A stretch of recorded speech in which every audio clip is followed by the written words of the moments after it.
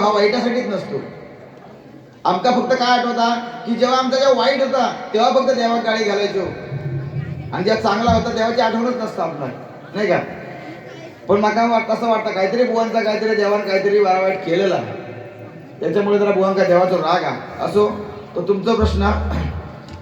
बुवांनी सांगितलं की सध्या काय फक्त आई वडील यांच्या व्यतिरिक्त कोणाच चांगला बघवत नाही. बुवा ह्या चुकीचा. आई वडिलांव्यतिरिक्त सुद्धा जे लोकांचा या आपल्या जगाचा भला करणारे ते म्हणजे संत. संतांनी कधीच लोकांचा वाईट चिंतला नाही. संतांना त्रास झालो, काही गोष्टीत त्रास झालो. संत तुकारामांची जेवढी गाथा ती अगदी इंद्रायणीच बुडवल्यानी. संतांना त्रास झालो, पण तरी सुद्धा पसायदान जे विश्व संदेश देतात, आता विश्वात्मके देणे येणे वाग्यज्ञ तोषावे तोषोनी मज द्यावे पसायदान आहे. जे खळांची व्यंकटी सांडवता या सत्कर्मे रीती वाढो भूता परस्परे पडो मैत्र जीवाची. याचा अर्थ बुवा लक्षात ठेवा. या पसायदाना फक्त वाचूक नाही, त्याचा अर्थ लक्षात ठेव का हे पसायदान ह्या ज्ञानेश्वर माऊलीने लिहिलेलं आहे. आणि ते पसायदान फक्त एकट्यासाठी त्यांच्या गावासाठी त्यांच्या वाडीसाठी नाही, तर हे अख्ख्या जगताला संदेश देते, अख्ख्या मानव जातीला संदेश देते, नाही का? फक्त व्हॉट्सअपवरचे मेसेज वाचून दाखवले असं केलं तसं केलं तर तसं विषय नसता. शेर मारले आवाज काढून दाखवला म्हाताऱ्यांचं बुवा ह्या तुमची एक वेगळी ठेवणा. आवाज काढूचा ह्या प्रत्येकाचं काम नाही, ही तुमची ठेवणा. त्यामुळे जे बोलती ते मूर्ख म्हणायचे तुम्ही, पण ही तुमची कला, ते कला तुम्ही पुढे जाल नक्की. पण माझी ही भजनाची कला, कारण भजन शिकलेलं आहे, माझ्या म्हातारा शेजारांचा आवाज काढायची गरज नाही, त्यामुळे मी तो विषय नाही. दुसरा मुद्दा वो असो की जी मगाशी रुपावलीच्या अगोदरची गाणी म्हटलं असतील, जब तक सासे चलेगी, नाही का? ही गाणी बुवाना आता ही सगळेजण म्हणतात. ही दोन गाणी म्हणून बघा, जर आवडली तर नक्कीच मग तुम्ही सगळ्यांनी टाळ्यांचा एक आशीर्वाद द्यायचा सगळ्यांनी. आता म्हणते टाळे मागून घेतले, मागून नाही बुवा, मागूची गरजच नाही, ते गाणीच तशी आहेत बघा. ऐका. महाराष्ट्र माझा गरीबा महाराष्ट्र माझा, जय जय महाराष्ट्र माझा, गरीबा महाराष्ट्र माझा.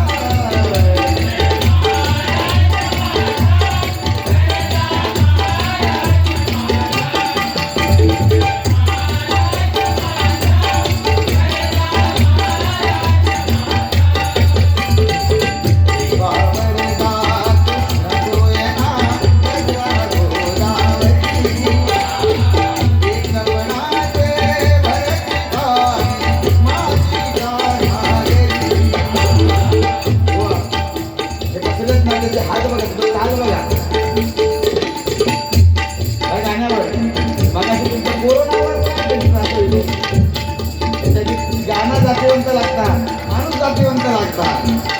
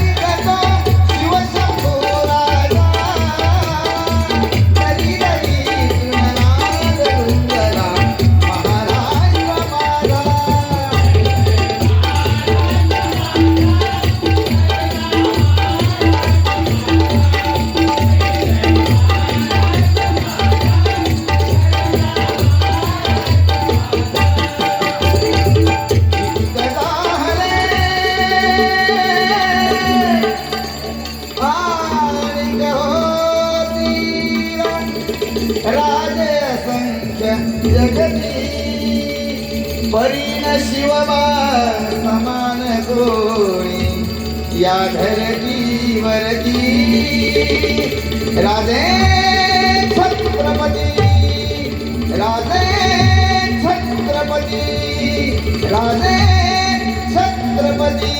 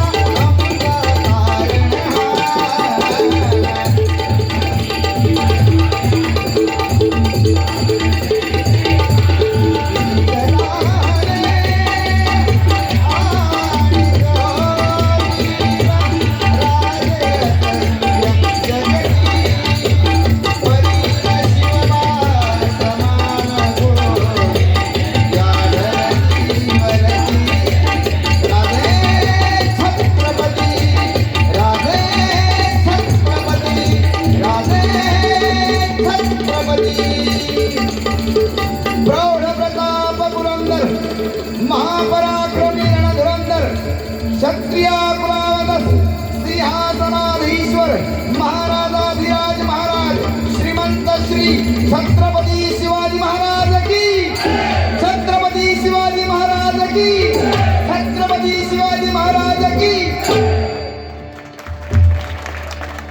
धन्यवाद।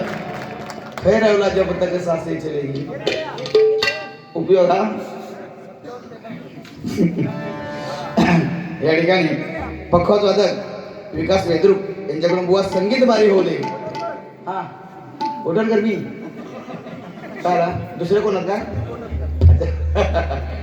पखवाज वादक विकास जी वेद्रुप खरोखर संगीताची जाण असलेली ही माणसं आज ही वापरले बुवा तुम्ही सांगितलं की हय तुमका कोण चांगला म्हणायचं नाही बुवाने काय मला सांगितलं की हय तुमका कोण चांगला म्हणायचं तुम्ही किती चांगलं गायन करा तुम्ही किती काय वादन करा पण हय तुमका कोण चांगला म्हणायचं नाही ही ह्याच चुकीचा जर मगाशी एवढं मोठं शेर मारलात बापारडे गावावर आणि नंतर म्हणतात हय तुमका कोण चांगला म्हणायचं नाही चुकीचा ना चुकीचा ना बोलले ना बुवा बोलले दिस इज पॉइंट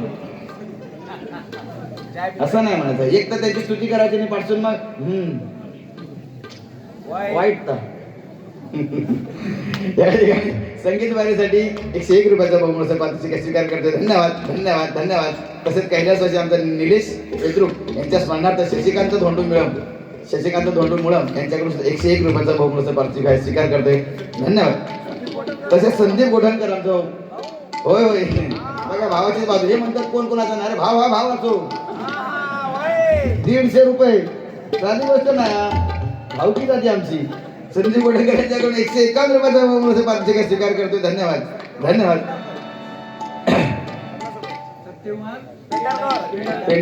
सत्यवान पेंढारकर यांच्याकडून सुद्धा 51 रुपयाचा बहुमूल्य पारितोषिक स्वीकार करतो धन्यवाद धन्यवाद धन्यवाद। हा आता या ठिकाणी गजराला सुरुवात करतो बुवाने सांगितलं मगाशी जगदे इंडिया यांच्याकडून तुषार लोट डोंगरला मगाशी मागा किती वर्ष आमच्या मागा फक्त बघूच होता तुला कोणती ओळख राहली आता तुम्ही सांगतच ना कोण कोणाचा नाही तुला ओळख राहली का फक्त मला बघूची होती बाकी काही विषय नाही 51 रुपयाच्या पारितोषिक आमच्या तुषारसाठी धन्यवाद बुवा धन्यवाद। या ठिकाणी बुवा श्री अजित मुळम यांचे शिष्य बाळकृष्ण नरसाळे बुवा तसेच शिवसेना शाखा प्रमुख वा वा क्या बात आहे 101 रुपयाचा बहुमूल्य पारितोषिक स्वीकार करतो धन्यवाद।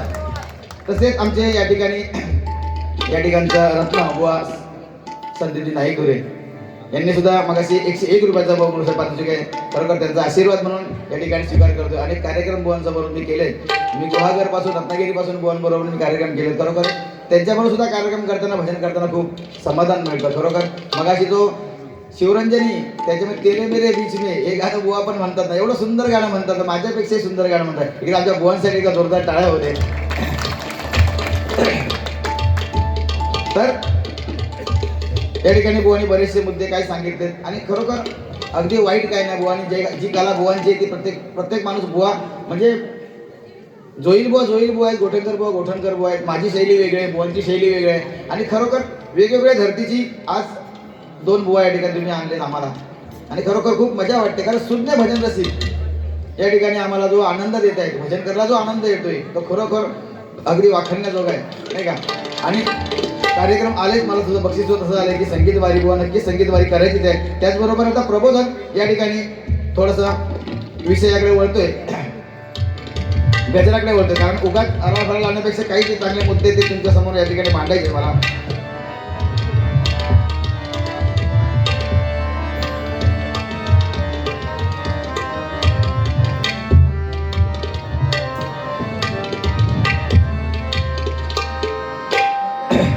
भजनाची परंपरा या ठिकाणी आपल्या धर्माची एक परंपरा, धर्म आपला काय करतोय, धर्म आपला काय सांगतोय.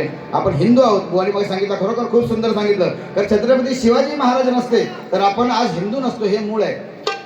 ह्या देवीची आज पूजा करतोय, देवीची अर्चना करतोय, ती आपण करू शकलो नसतो. हे उपकार आमच्या शिवाचे आहेत, माझ्या राजाचे आहेत बघा. म्हणून त्या ठिकाणी गजराची चाल सुद्धा आम्ही तशीच घेतली बघा. आवडते का? माझी चाली अशी ह्याची नसतं, तो काय ते कोरोना जाशील मरून गिरून काय विषय नाही. काहीतरी चांगलं काहीतरी आपण देऊया बुवा. एकच राजा इथे जन्मला शिवनेरी किल्ल्यावर, एकच राजा इथे जन्मला शिवनेरी किल्ल्यावर. माझ्या राजाच माझ्या राजाच माझ्या राजाचे नाव जागते, माझ्या राजाचे नाव जागते, किल्ल्याच्या गगनावर माझ्या देवाचं नाव जागते, किल्ल्याच्या गगनावर. एकच राजा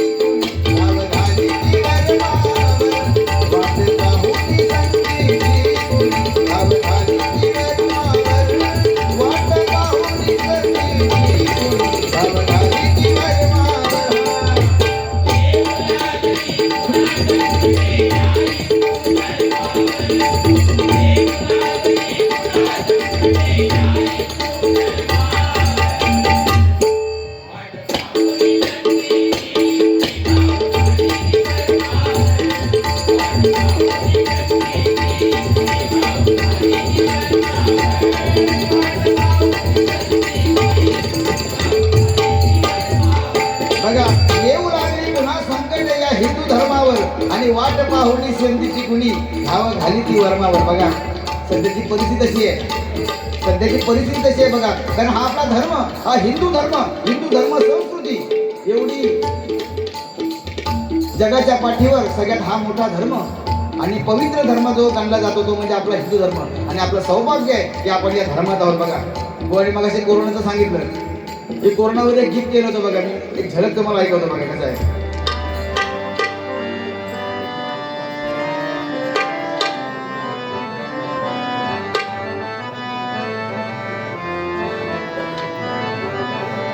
हो कधी जाईल ही पीडा, कधी जगू आनंदा,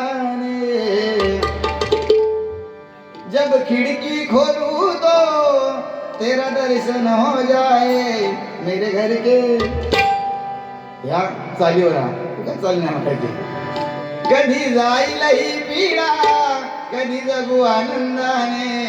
जग वाचव जग वाचव जग वाचव भगवंता बघतील कोरोनाने. जग वाचव भगवंता बघतील कोरोनाने.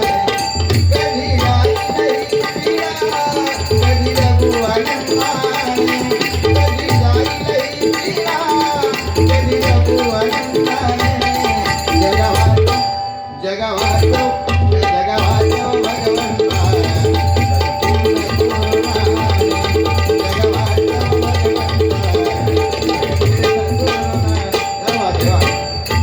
ही गाणी आहे नाही का. वर सुद्धा चांगली गाणी म्हटली मगाशी. आता पुढे पण काय म्हणतात जग माहिती. पण ही जी गाणी आहे की मगाशी मी 2 गाणी म्हटली अगदी रकात तापा होया नाही का. आणि अशा गाण्याची खरी गरज आहे. आता काळी मैना वगैरे ही गाणी सगळीच लोक म्हणतात. आता श्रीवल्लीला काय तर मकाई मला घेत नाही पण आता म्हणतात लोक. पण त्यापेक्षा ही जी गाणी आहेत ना अगदी मनामध्ये अगदी काळजामध्ये घर करून राहिलेली गाणी. दुसरे गाणं त्याचं थोडंसं ऐकतो. शूरामी सरदार आम्हाला काय कुणाची भीती.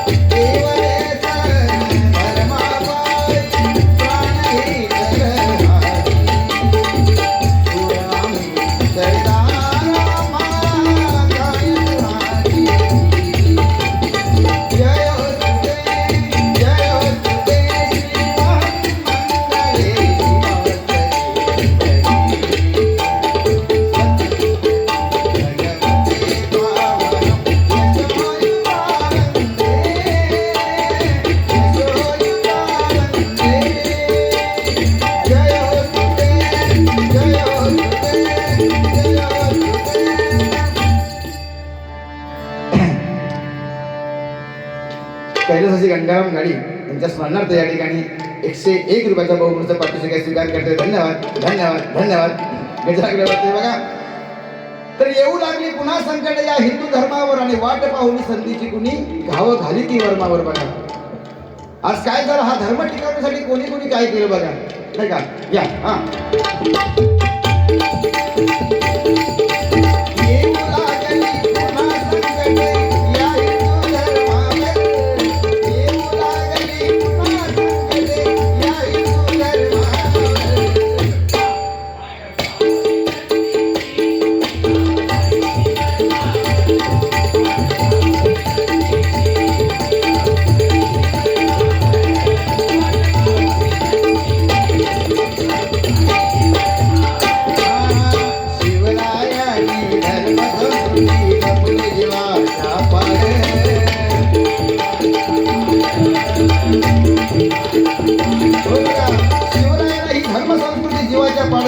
आज स्वराज्य निर्माण केलं. कोणी सांगितलं मगाशी जिजाबाईला व्यसन होतं. कसलं व्यसन होतं तर हे स्वराज्याचं स्वप्न पाहण्याचं व्यसन होतं. आणि ते स्वराज्याचं स्वप्न पूर्ण केला तो म्हणजे त्यांचा सुपुत्र नाही का छत्रपती शिवाजी महाराज. आणि आज त्यांच्या येण्याने हा सगळा कायापालट झाला. त्यांचे पूर्वी काय होतं महाराजांचा जन्म होण्याच्या अगोदर काय होतं तर 5 सुलतानी सत्ता आपल्या या महाराष्ट्राच्या छाताडावर थै थै नाचत होत्या. आपल्या पोरीबाई नागवल्या जात होत्या. बायकांची अब्रू लुटली जात होती. देवळाच्या देवळं पाडली जात होती. आणि अशामध्ये छत्रपती शिवाजी महाराजांचा जन्म झाला आणि आपण हे स्वराज्य झाले बघा नाही का. म्हणून सांगतोय आयुष्य छान आहे. आयुष्य छान आहे थोडं जरी लहान आहे पण शिवरायांच्या या मातृभूमीत जन्मलो याचा मला सार्थ अभिमान आहे. याचा मला सार्थ अभिमान आहे. खरोखर ही आपली पुण्य आहे बघा. म्हणून काय सांगतोय छत्रपती शिवाजी महाराजांनंतर ज्यांनी धुरा सांभाळली ते म्हणजे आमचा छावा शंभू छत्रपती. पण शंभू छत्रपती हा छावा हा शिवबाचा छावा हा रंगवला कसा तर तो बदनाम झाला. बदनाम का बदनाम झाला तर म्हणायचे असे की त्या पिक्चर मध्ये सुद्धा बघा तो मोहित्यांची मंजुळा बघा. इतर पिक्चर बरे आहेत. बकरीमध्ये सुद्धा हा शंभूराजा असाच बदनाम झाला. शंभूराजा असाच बदनाम झाला. अहो बायकांच्या आहारी गेला म्हणून सांगतायत. त्याला दारूचं व्यसन होतं म्हणून सांगतायत. पण शंभूराजा तसा नव्हता हो. शंभूराजा कसा होता? जेव्हा रत्नागिरीमधून अटक झाली बघा, रत्नागिरीमधून जेव्हा अटक झाली हो, 42 दिवस त्यांना अग्नी देते तो नाथ हाल गेले. उंटावरनं झिंड काढली. रोज एक एक अवयव छाटत होते, रोज एक एक अवयव. विचार करा आपण काय करतोय हो. एकदा कान कापले, नाक कापलं, जीभ कापली. माझा धर्म स्वीकार कर. माझा धर्म औरंगजेब सांगतो की माझा धर्म स्वीकार कर, मुस्लिम धर्म स्वीकार, तुला मनसबदारी देतो. पण नाही, राजा झुकला नाही. राजा झुकला नाही. तो म्हटलं की माझ्या या स्वराज्यासाठी माझे प्राण गेले तरी 72, पण तुझा धर्म मी स्वीकारणार नाही. असा धर्म स्वीकारला न स्वीकारता त्याचे जे हाल केले हो. आपल्याला फक्त साधं ना, साधी सुई लागली तरी आई आठवते आपल्याला. साधी सुई लागली तरी आई आठवते. मग हे जे हाल सोसले, या ज्या कळा सोसल्या, त्या कोणासाठी सोसल्या? तर या स्वराज्यासाठी. आणि आज आपण फक्त स्वराज्य उपर बघतोय. मग त्यानंतर ज्याचं नाव आपण अगदी आदराने घेतो ते म्हणजे कोण? सरसेनापती हिंदू हृदय सम्राट बाळासाहेब ठाकरे. यांचं नाव आपण आदराने घेतो. कारण अनेक नेते झाले, अनेक नेते होतील, अनेक नेते आहे सुद्धा, पण या धर्माबद्दल बोलणारा एकही नेता अजून आता तुम्हाला मिळत नाही. कारण जेव्हा भाषणाला उभा राहताना बाळासाहेबांचे शब्द असायचे की जमलेल्या माझ्या तमाम हिंदू बंधू भगिनीनो आणि मातांनो, एवढ्या शब्दाची ही भाषणाची सुरुवात होती बाळासाहेबांची. त्यानंतर मला सांगा, दाखवा कोण पण आहे की एखादा नेता? भेटणारच नाही. कारण प्रत्येकाला आपल्याला वोट बँक आहे, मतं जास्त कशी मिळतील त्याच्यावर प्रत्येकाचा पगड आहे बघा. बाकी इतरांना काय नको, कोणाशी काही भडलं नाही बघा. म्हणून काय सांगतोय घ्या,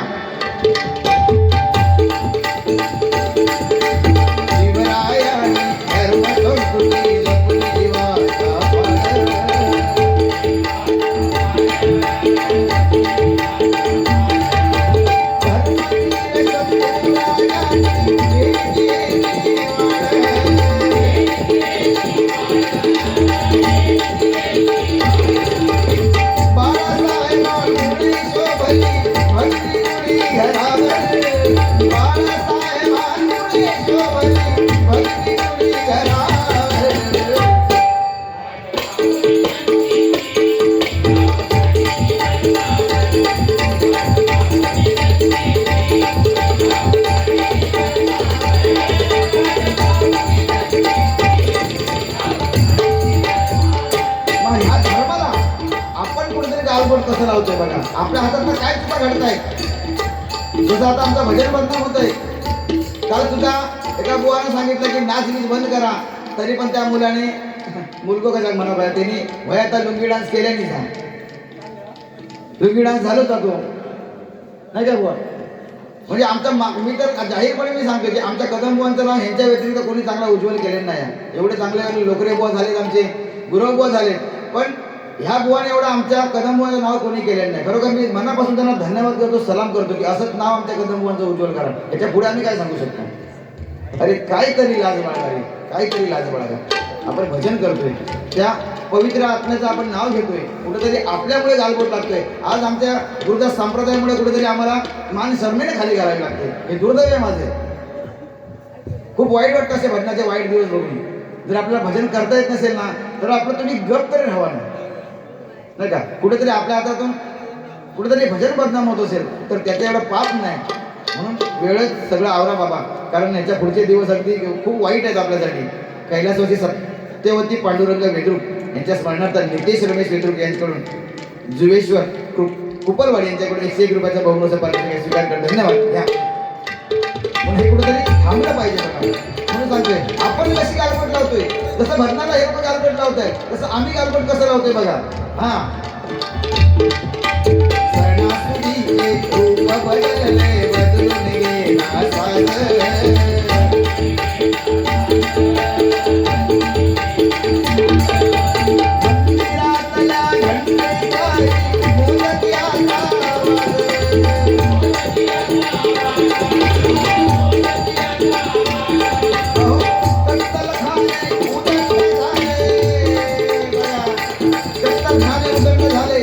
सणासुदीचे रूप बदलले.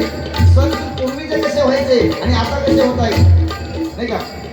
पूर्वीचे सण कसा, गणपती कसा असायचा बारीक्या, पूर्वीचा गणपती कसा असायचा. गणपतीची मूर्तीची उंची जेम असायची 1.5 फूट 2 फूट. ह्याच्या पलीकडे गणपती नसायचा. तो अगदी एका माणसाच्या डोक्यावरनं सहज घरात यायचा. तेव्हा आम्ही सुद्धा असे लहान लहान होतो. हातामध्ये टाळ द्यायचा बारीक आणि त्या टाळाच्या अगदी तालावरती गणपती यायचा आणि आमच्या मुखामध्ये गाणं असायचं की पायी हळूहळू चाला मुखाने गजानन बोला, पायी हळूहळू चाला मुखाने गजानन बोला. आणि ह्या गाण्याच्या बोबड्या बोलावर माझा गणपती घरी यायचा. त्यानंतर काही कालांतराने झालं, मूर्ती अगदी उंची वाढली, तो 5 फुटावर गेला, 6 फुटावर गेला. मग सुद्धा गाणं पण बदललं नाही काय, कालाय तस्मै नमः, गाणं पण बदललं. मग गाणं आलं की सनईचा सूर कसा वाऱ्यानं धरला, ढगांचा ढोल घुमू लागला, आला आला माझा गणराज आला. गाणं बदललं. कालांतराने तेही गाणं केलं, परत उंची वाढली, तो गणपती गेला 20-25 फुटावर.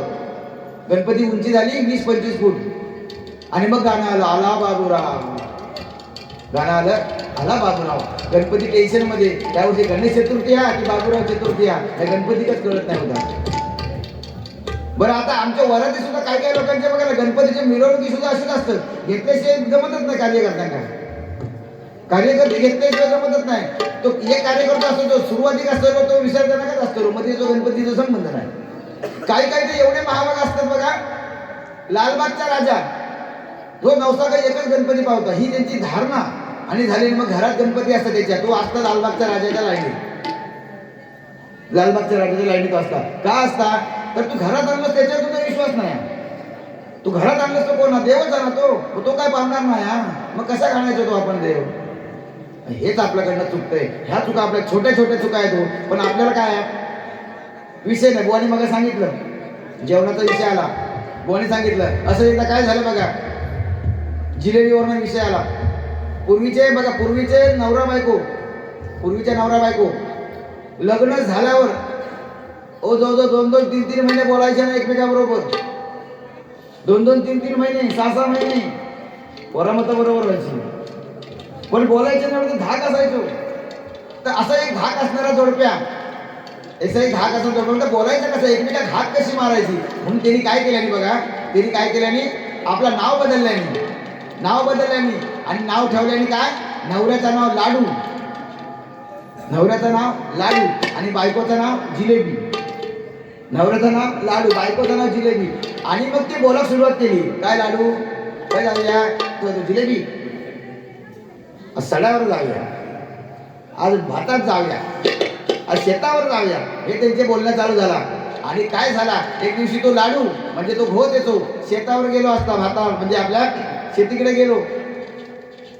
आणि दुपारच्या टायमात ती आपली जिलेबी बायको तिची जेवण घेऊन येली. जेवण ठेवल्याने ती आपली घरात गेली. घरात गेल्याबरोबर दुपारी काय झालं, अचानक तो मित्र येलो, त्याचा मित्र येईल, तो डायरेक्ट राहत गेलो, शेती ओळायच्या गेलो. आणि म्हणता आता त्याची दुपारची वेळ, शेवटी मालवणी माणूस, दुपारची वेळ. आता मित्र आपला येलो तर कसं सांगायचं कसा नाही म्हणून. तो म्हणतो, रे बाबू ऐकलं, ऐकलं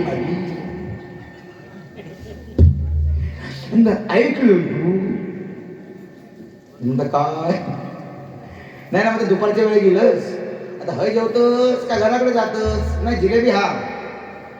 आता ठेका पण लक्षात नाही की याचं नाव जिलेबी ठेवतो. आता हय जेवतस का घराकडे जातं, जिलेबी हा. हे म्हणता बदलांचा म्हणता कांदो भाकरी चटणी, तर म्हणते ह्याच्यापेक्षा जिलेबीचा घराकडेच जाते. हे उठलो नाही, घराकडे गेलो. घराकडे गेल्याबरोबर त्या वहिनीने त्याचा आदर तिथं केल्यान आणि पटकन विचारल्यान, काय करतात भाऊजी, लगेच जेवतास की लाडू येऊची वाट बघतास. काय सांगता, लगेच जेवतास की लाडू येऊची वाट बघतास. हे म्हणता वा, जिलेबी पण हा, लाडू पण हत, आज म्हणता तावच मारतोय. तो म्हणता ठीक आहे, लाडू येऊची वाट बघतोय. आणि थोड्या वेळेना त्यांच्या बैलांची नावं पण काय होतं, एकाचं नाव होतं पावनो आणि एकाचं नाव होता चाबू. ह्यो आपलं काहीतरी भाकरी खाल्याने झोपलो, टकली टाकल्याबरोबर ते 2 गवले बैल उदाळले. तुझं पावनं जो होतो तो घराकडच्या दिशेने जाताना बघला नाही ना, तसं पावण्याच्या माणसून गेलो, धावत गेलो, वसरून हाक मारता, तो ऐकलं काय पावनं येलो हे म्हणता, होय वाटलं का बांधून घाल, तो चाबूक घेऊन येत आहे बघ. तो म्हणता मरो तो लाडू, मरो ती जिलेबी, म्हणता पळत सुटतो यावेळी, तो पळत सुटलो. असे हे विषय असते जेवणाचे काय. पण आपण अतिथी देवो भव, जे आपण म्हणतो अतिथी देवो भव, पाहुण्यांका आपण पाहुणचार देतो नाही का. काय काय आता तर बघा ना, पहिली पाठी असायची दारावर, सुस्वागतम असायची. कारण ती पाठी गेली, मग हिला वेलकमच्या नंतर आताची पार्टी असं काय काय श्रीमंत लोकांच्या दारात ती असतात कुत्र्यापासून सावधान, नाही का? आपण समजायचं घरात कुत्रो, कधी कुत्रो नसतं, कधी कधी पण घरात तो असता. हो, ज्याला पाठी राहलाय तो. हा असो, ठीक आहे, घ्या.